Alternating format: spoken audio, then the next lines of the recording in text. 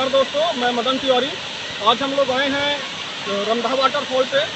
आप लोग को दिखाने के लिए जनकपुर से लगभग 25 किलोमीटर दूर स्थित है।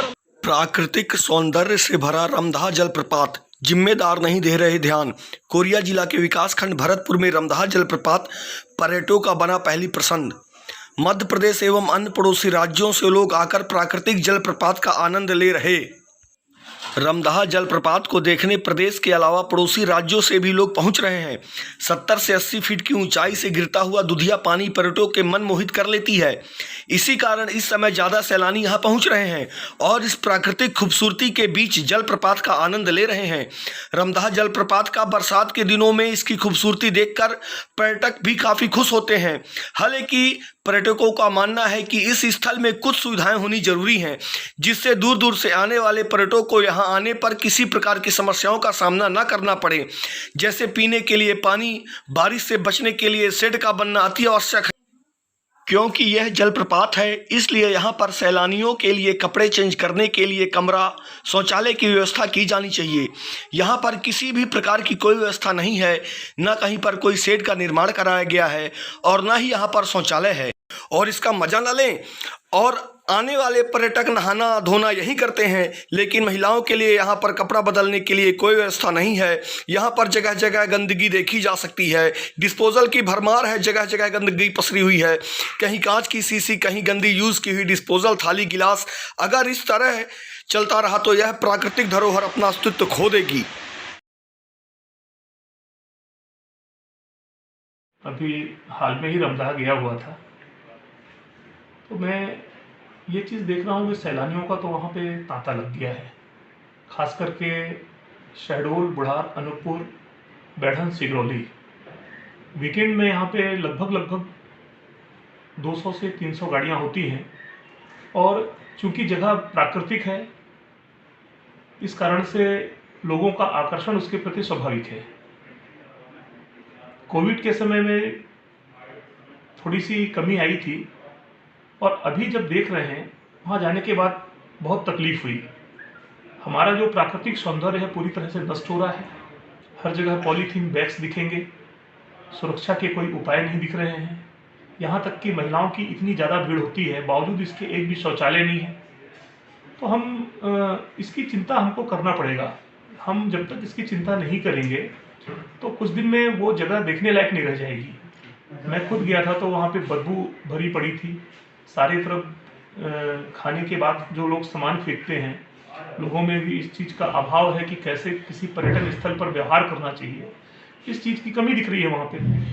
तो मैं अपने तरफ से बस यही एक सलाह देना चाह रहा था कि जनकपुर में एसडीएम साहब को चाहिए कि उसे वो अपने प्रशासनिक हस्तक्षेप के माध्यम से अपने अंडर में लें और वहाँ पर व्यवस्था दुरुस्त कराने के लिए ग्राम पंचायत या स्वयं सहायता समूह जो भी हो उसको सक्रिय करें। और चूंकि ये संख्या बढ़ने वाली है, अब कम होने वाली नहीं है। प्राकृतिक सौंदर्य से परिपूर्ण है। लोग रमदाहा आते हैं तो उनको एक पैकेज मिलता है। वो चांद देवी माई के दर्शन करते हैं, रमदाहा जाते हैं और चूल वाटरफॉल का दर्शन करते हैं।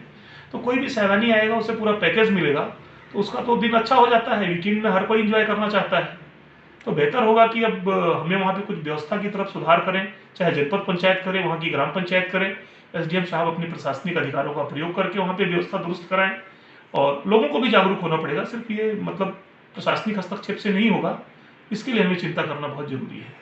भैया, आए दिन वहाँ कोई न कोई हादसा होता है, मतलब हर साल कोई न कोई वहाँ ख़त्म हो रहा है।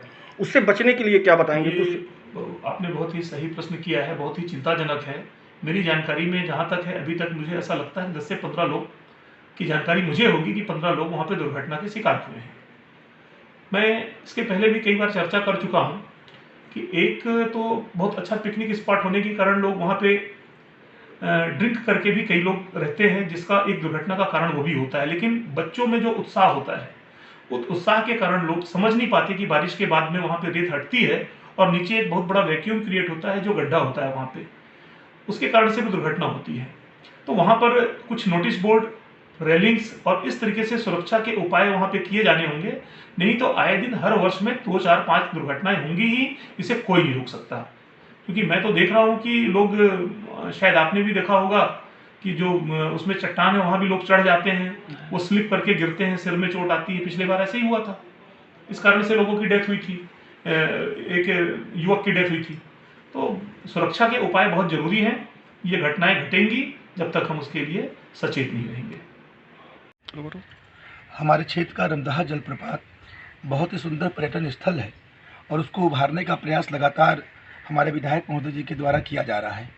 और इसी के तारतम्य में आरएस विभाग ने भी लगभग 50 लाख का एस्टीमेट जमा किया हुआ है, जो कि पर्यटन विभाग में स्वीकृति के लिए पेंडिंग पड़ा हुआ है, क्योंकि कोरोना काल आ गया था और उसकी स्वीकृति वहाँ पर अभी नहीं मिल पाई है। पर आने वाले समय में ये 50 लाख के कार्यों की स्वीकृति हो जाएगी, जिसमें वहाँ पे सामुदायिक भवन, वहाँ पे हम किस प्रकार से सुरक्षा का इंतजाम करें उसके लिए भी उसमें उस एस्टीमेट में स्थान दिया गया है कि वहाँ पे चैन लगाया जाएगा, कहाँ पे कितना वाटर लेवल है, ऐसे इंकित करने वाले स्केल रहेंगे।